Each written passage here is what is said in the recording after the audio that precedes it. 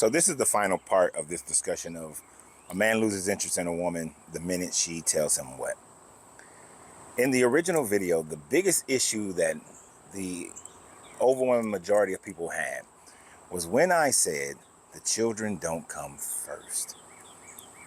Now, this is already a difficult thing when you're dealing with a couple who has their own biological children, and then when it's a blended family, it's even more difficult.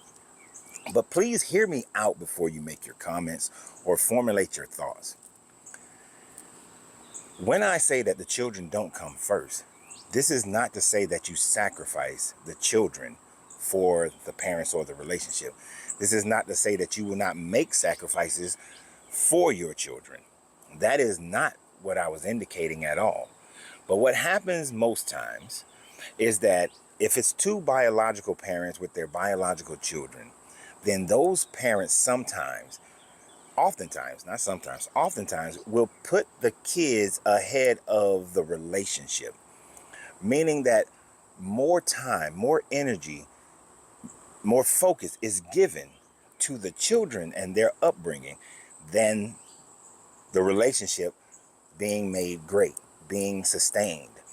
And one parent may start to feel left out. One parent may start to feel like, oh, you have time for the kids, you have time for the job, you have time for your spirituality, you have time for everything else. But for the things that I need, that makes me happy, the things that you did to get me, you now don't have time. You're tired. It's not part of your ethos anymore, because you're so concerned about everything else. And oftentimes the kids are one of those major things. It is not that you don't take care of your kids. It is not that you don't provide for your kids or you don't involve them in activities for growth and things of that nature. But when you have, for instance, two parents that I was coaching back in the mid 2000s, when the kids have so much going on that the parents are bypassing each other, and then by the time the evening time comes, the parents are so damn tired that the only thing they do is go to sleep. And this progressed for years and years and years before I got to there, before I started dealing with them. But then by the time I'm dealing with them, the kids are now teenagers, older teenagers, getting ready to go off to college, and they're wondering why their relationships is so strained. Well, for the last 15 plus years, y'all have not continued to know each other. You have not continued to engage with each other. You have not seriously dated. Sure, you take three or four vacations a year, and those vacations also included the kids. You know, the kids don't need to go on every vacation. You got to take time for yourselves to be able to keep your relationship going. Most of the time when you went out to your lake house, the kids were with you. You never like left the kids and you just went to the lake house, and they also had a beach house and you just go to the beach house. It was always the full dynamic. So for 15 plus years, you've forgotten what it was like to love one another, to spend that time with one another, to cater to one another. So you put the kids so far ahead of each other that you no longer know each other. And now that the kids have gotten older and they're all driving and they don't need you to ferry them around as much, and the kids are leaving the house, now you're looking at your mate and you're saying, I really don't know this person. This is certainly not the person that I fell in love with, because we do not act in a way that is loving. And this becomes even harder when we're dealing with a blended family.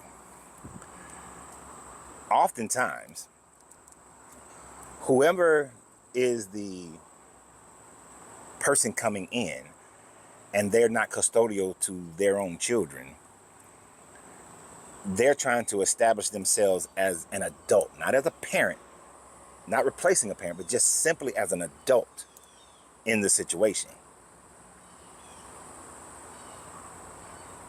But oftentimes that other parent, that custodial parent, does not allow them to be an adult in the situation, but then they get put on the same level as the children.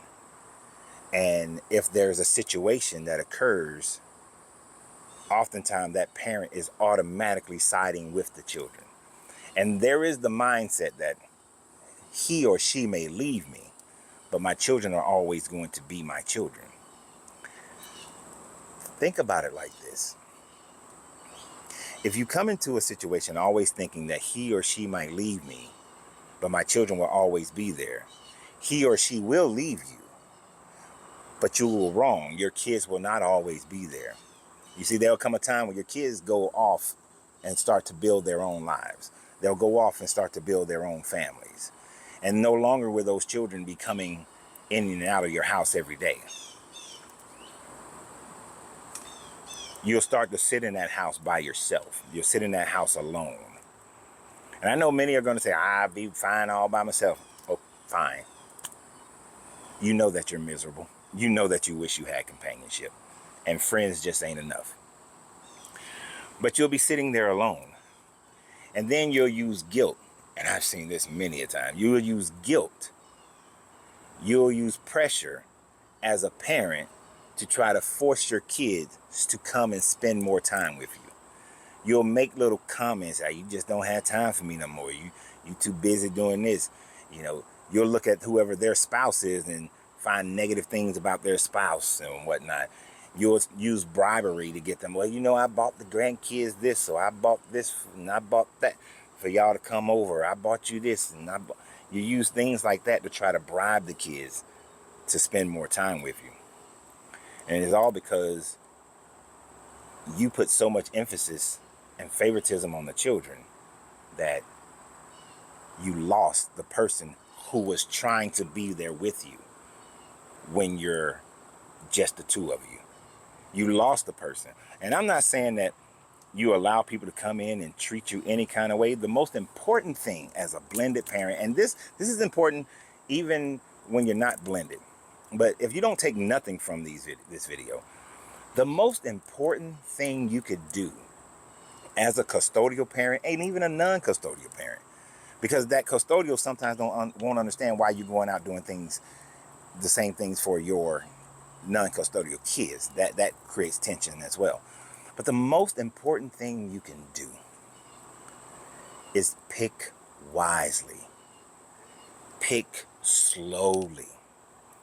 Don't rush into it when you have children involved. Make sure there are so many conversations of understanding of how you feel and what you think. Because I'm going to be honest, a personal experience of mine.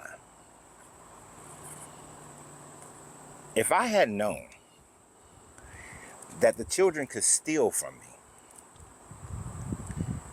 if I had known that the children could not do any of their chores, and the mother would still just side with the kids on everything. There's a dating relationship that would have lasted for all of 2 seconds. Great person. Don't get me wrong. As a person separated from everything else, great. But in that situation, when it came to dealing with the children, if I had known those things early in, if those things could have been discussed, talked about, it would have certainly caused me to reconsider and left that person in the friend zone.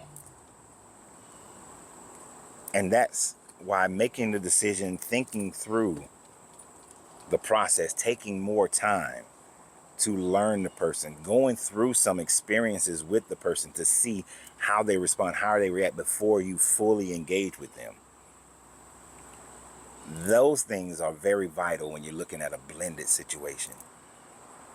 But at the end of the day, it's about maintaining a balance between making sure the kids are good, but also never losing sight of the importance of the relationship, because that is the only person who is saying that they want to be with you when you're 80, 90, 100 years old.